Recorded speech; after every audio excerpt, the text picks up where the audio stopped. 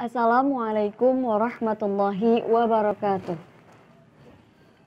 Kami dari kelompok 5, kelas KPI 6B yang beranggotakan 5 orang, yaitu An-Nisa, Tiffany Nunzila, Muna Azriani Rokan, Sukma Andika Hidayat, dan Musroshida. Dalam video kali ini, kami akan presentasi mengenai metode dalam penelitian kualitatif.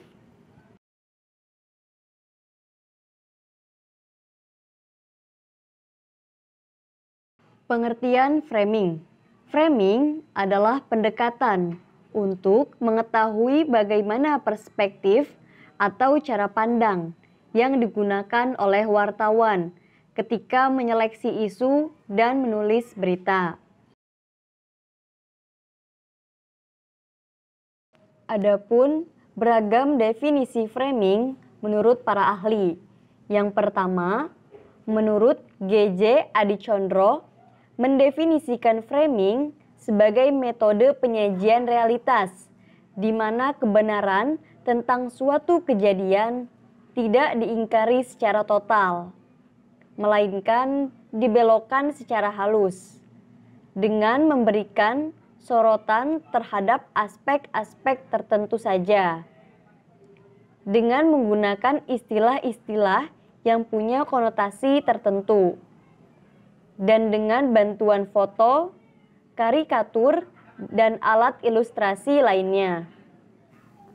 Adapun pengertian framing menurut William Agamson dan Andre Modigliani. Frame adalah cara bercerita atau gugusan ide yang terorganisir sedemikian rupa dan menghadirkan konstruksi makna peristiwa-peristiwa yang berkaitan dengan objek suatu wacana. Jadi, dapat disimpulkan bahwa analisis framing adalah metode penyajian realitas, di mana kebenaran tentang suatu kejadian tidak diingkari secara total, melainkan dibelokkan secara halus, dengan memberikan penonjolan pada aspek tertentu. Penonjolan aspek-aspek tertentu dari isu yang berkaitan dengan penulisan fakta.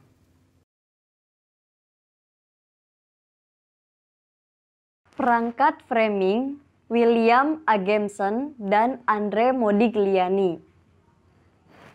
Perangkat framing digunakan untuk mendukung teks dan agar gagasan atau bingkai yang dipakai tampak meyakinkan.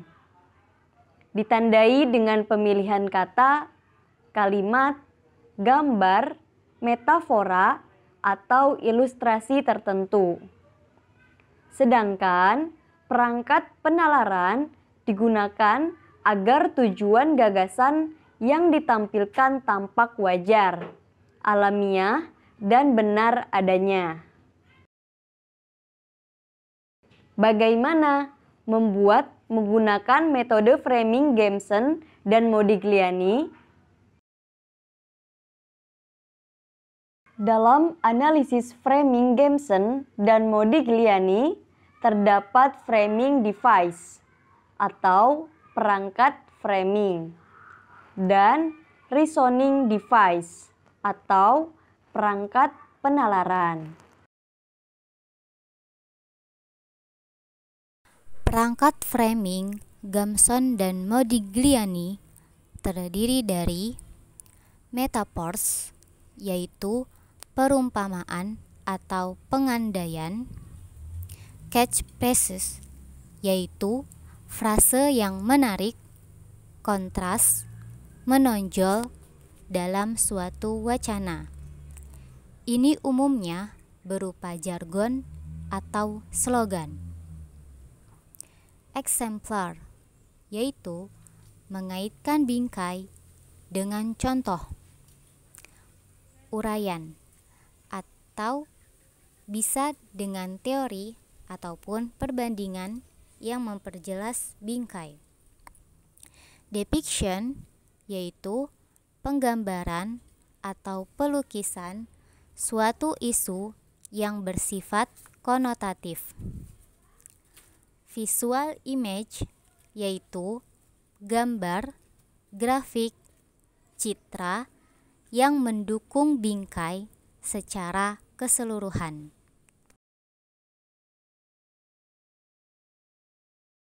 Perangkat penalaran Gamson dan Modigliani terdiri dari roots, yaitu analisis kausal atau sebab akibat, appeals to principle, yaitu premis dasar atau klaim-klaim moral, dan yang terakhir consequences, yaitu efek atau konsekuensi yang didapat dari bingkai.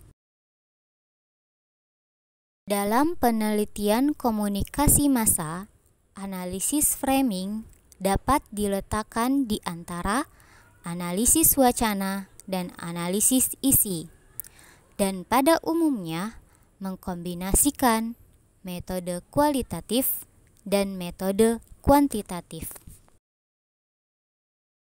Contoh penelitian dengan framing Gamson dan Modigliani ialah penelitian dengan judul Konstruksi Realitas Pemberitaan Konflik Perbatasan Indonesia-Malaysia pada Surat Kabar Kompas dan Media Indonesia. Baik, selanjutnya latar belakang masalah dari contoh penelitian tersebut.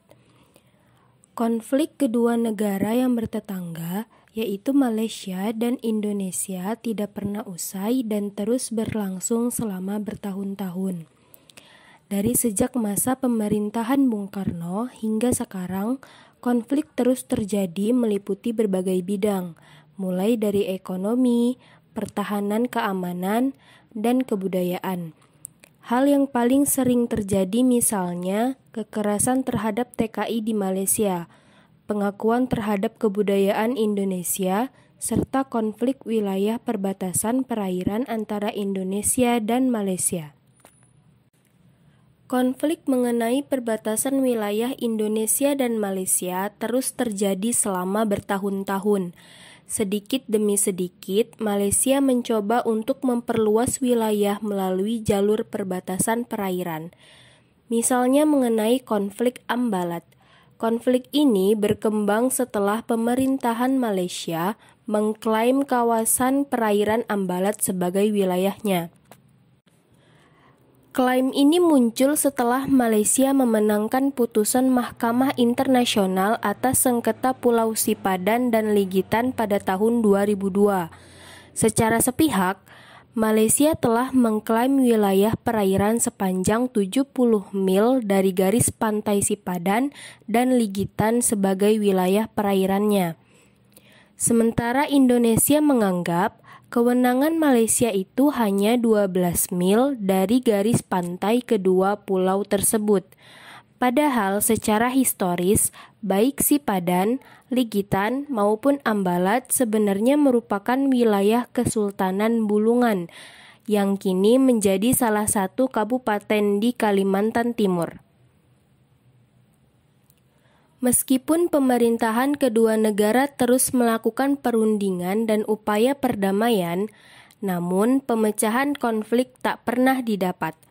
Konflik mengenai Indonesia-Malaysia kembali memanas ketika 3 anggota patroli Dinas Kelautan dan Perikanan atau DKP ditangkap dan ditahan oleh polisi Diraja Malaysia di Johor pada tanggal 15 Agustus 2010. Mereka ditangkap saat menggiring 5 kapal nelayan Malaysia yang mencuri ikan di perairan Indonesia. Selanjutnya, subjek penelitian. Subjek penelitian dari contoh penelitian tersebut adalah konstruksi realitas pemberitaan konflik perbatasan Indonesia-Malaysia. Kemudian objek penelitiannya pada Surat Kabar Kompas dan Media Indonesia. Subjek atau objek penelitian dari penelitian ini adalah dokumentasi pemberitaan dari Kompas dan Media Indonesia edisi 16 sampai 23 Agustus 2010 mengenai konflik perbatasan Indonesia-Malaysia dalam kasus penangkapan anggota Dinas Kelautan dan Perikanan Indonesia oleh polisi Malaysia.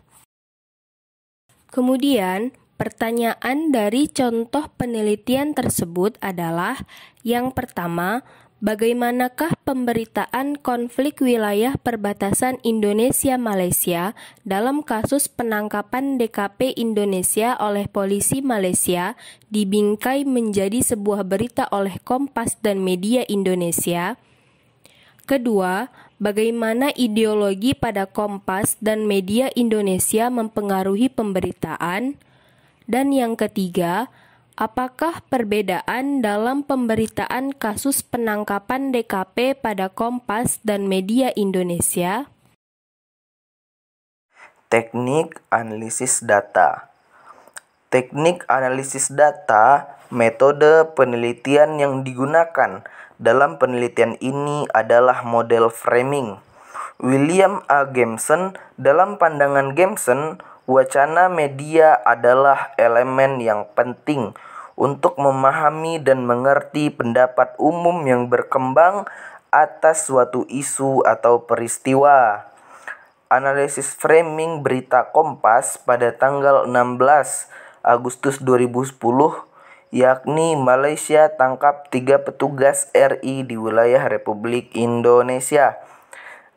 Elemen inti berita atau elemen idea, Kompas menempatkan berita pada halaman 1 sebagai headline. Dalam frame-nya, Kompas menceritakan kronologi penangkapan KKP yang bermula dari penangkapan 7 nelayan Malaysia di perairan Indonesia. Saat menggiring kapal nelayan tersebut ke Batam, mereka dihadang oleh polisi Malaysia. Kemudian polisi Malaysia menembakkan 2 tembakan peringatan dan menarik paksa 3 anggota KKP yang berada di kapal nelayan ke Johor.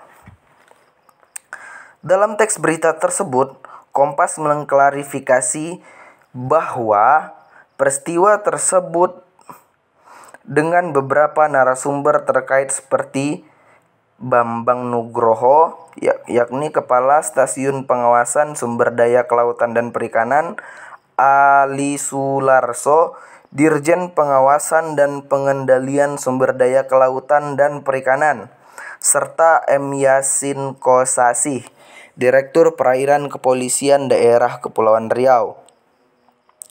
Semua narasumber menyatakan hal serupa bahwa petugas KKP telah menjalankan tugasnya dengan baik di wilayah perairan Indonesia. Joko Suyanto, yakni Menteri Koordinator Politik, mengatakan bahwa Presiden menginginkan masalah ini diselesaikan secara baik-baik dan mengedepankan upaya diplomasi. Perangkat pembingkai atau framing device. Penggambaran isu atau depiction yang ditangkap dalam teks berita dapat dilihat dari pernyataan Bambang Nugroho. Beliau mengatakan mereka menjalankan tugas di wilayah Indonesia. Tidak ada dasar untuk menangkap dan menahan. Pada pernyataan Bambang tersebut, jelas terlihat bahwa petugas KKP telah melakukan tindakan benar. Namun, sangat disayangkan, hal tersebut berbeda dengan pandangan polisi Malaysia yang berakhir pada penangkapan petugas KKP. Exemplars ditunjukkan pada teks yang mengemukakan fakta bahwa insiden pelanggaran wilayah oleh nelayan Malaysia dan Cina telah terjadi sebanyak 10 kali dalam setahun. Teks berita tersebut juga didukung oleh gambar atau visual image yang menunjukkan kronologis peristiwa penangkapan petugas KKP, disertai dengan peta. Peta tersebut menunjukkan lokasi terjadinya insiden penangkapan petugas DKP Indonesia.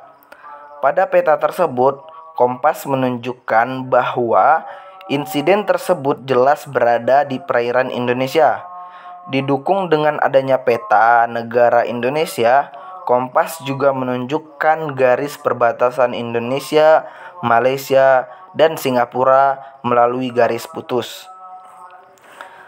Selanjutnya, perangkat penalaran, reasoning device.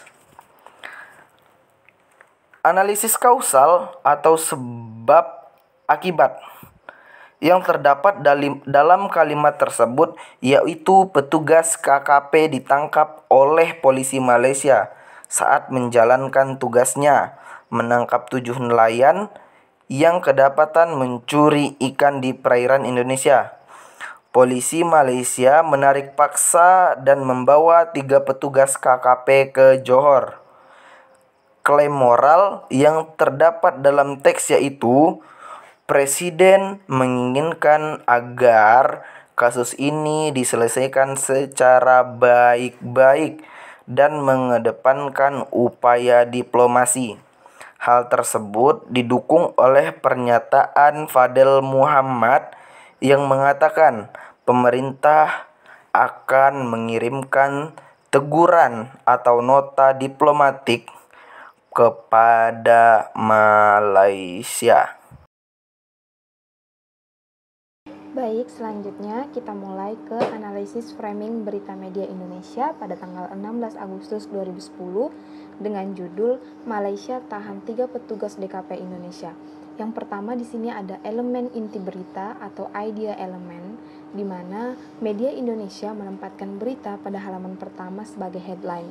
Dalam frame-nya, media Indonesia menunjukkan bahwa polisi Malaysia telah melakukan kesalahan dengan menculik dan menahan 3 anggota DKP Indonesia yang sedang bertugas. Petugas DKP tersebut ditangkap ketika sedang mengamankan 7 nelayan Malaysia yang mencuri ikan di wilayah Indonesia. Yang kedua adalah perangkat pembingkai atau framing device. Di sini dijelaskan bahwa media Indonesia menampilkan visual image berupa peta lokasi insiden tersebut. Pada peta tersebut digambarkan bahwa lokasi kejadian adalah berada di perairan Indonesia. Hal tersebut juga didukung oleh adanya peta Indonesia di gambar tersebut. Selain itu, gambar juga menampilkan lokasi tempat penahanan 3 petugas DKP Indonesia. Yang terakhir adalah perangkat penalaran atau reasoning device. Nah, dalam analisis sebab akibat yang dapat ditangkap dalam teks berita terlihat dalam visual image atau gambarnya apples to principle yang dapat diambil dari peristiwa tersebut. Indonesia memilih menggunakan langkah diplomasi untuk membebaskan 3 petugas DKP yang ditahan. Hal ini sesuai dengan arahan Presiden yang meminta masalah tersebut diselesaikan secara baik-baik. Nah, selanjutnya masuk di slide ke-17. Di sini ada tabel perbedaan Kompas dan media Indonesia berdasarkan analisis framing Gamson dan Modignali. Nah, di dalam perangkat analisis Gamson dan Modignali, di sini setidaknya ada 7 perangkat. Yang pertama adalah metafora, cast process, exemplars, depiction, root, appeal to principle, dan consequence.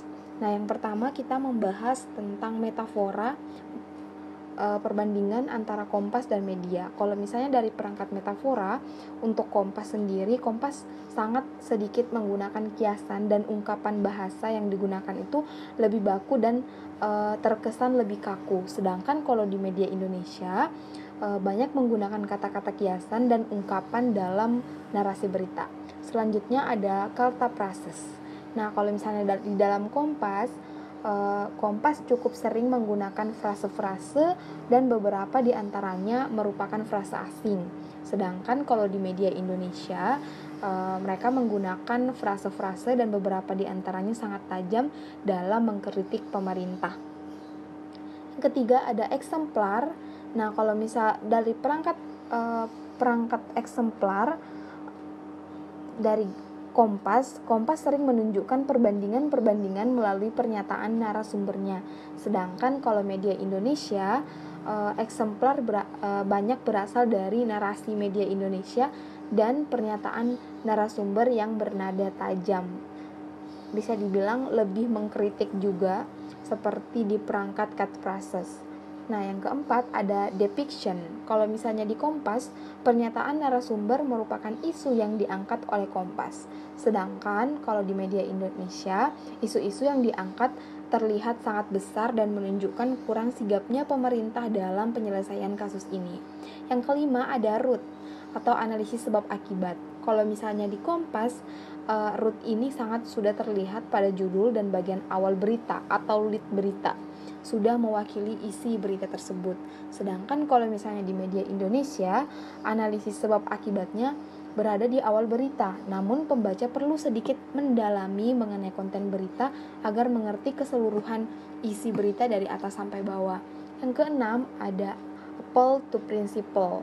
Kalau misalnya dari Kompas, mereka mengklaim moral Kompas biasanya berupa pernyataan narasumber yang bersifat meringankan. Sedangkan kalau media Indonesia, klaim moral menunjukkan kritikan media Indonesia kepada pemerintah untuk segera melakukan penyelesaian dalam kasus ini. Nah, yang terakhir adalah consequence. Kalau misalnya di Kompas sangat jarang menunjukkan efek atau dampak dari suatu peristiwa dan bersifat berhati-hati dalam penulisan. Berbeda halnya dengan Kompas, media Indonesia sendiri banyak menunjukkan konsekuensi yang terjadi karena tindakan politik pemerintah Indonesia yang salah. Jadi bisa disimpulkan dari Kompas dan media Indonesia, teknik penulisan beritanya itu lebih mengkritisi pemerintah, bisa kita lihat lebih mengacu kepada media Indonesia.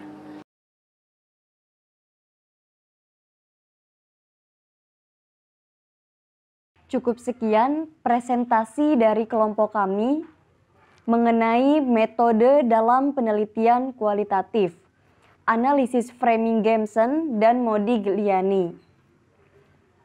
Kurang lebihnya kami mohon maaf. Semoga bermanfaat. Wassalamualaikum warahmatullahi wabarakatuh.